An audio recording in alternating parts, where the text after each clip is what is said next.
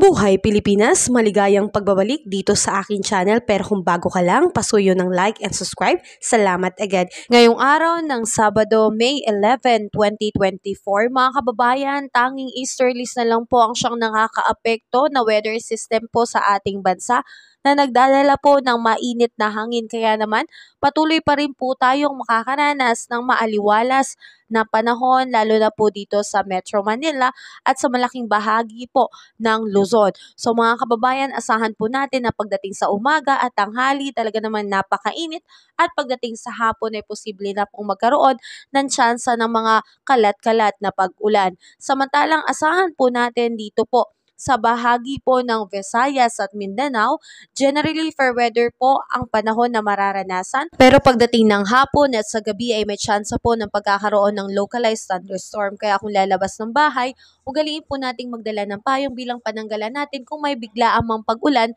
ang maganap. So mga kababayan, asahan naman po natin pagdating po sa ating heat index, patuloy pa rin po namamayagpag na may pinakamataas na heat index ang Catanduanes at Pangasinan na aabot ng 45 to 46 degrees Celsius.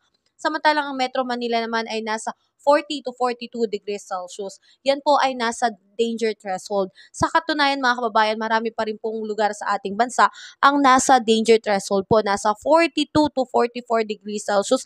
Kaya patuloy pa rin po tayong uminom ng tubig upang hindi po tayo ma-dehydrate, at kung lalabas ng bahay at tirik ang sikat ng araw, magdala po tayo ng sombrero o payong bilang pananggalan natin sa napakatindi ng sikat na araw. Mahirap pong magkasakit mga kababayan. Ano po, sa ngayon ay wala pa rin po tayong bagyong namamataan sa loob at labas ng Philippine Area of Responsibility. Ang tanging nakakabahala po ay ang epekto ng matinding init na ating nararanasan. So tiis na lang po dahil malapit na pong mag-change ang ating season papunta sa rainy season. So ingat po tayo mga kababayan, wala pa rin pong bagyo at patuloy po tayong magsubaybay sa ating ulat panahon. At kung nakatulong sa iyo ang video na to, please wag mo namang kalimutang mag-like and subscribe. Maraming salamat. Have a safe weekend po sa lahat.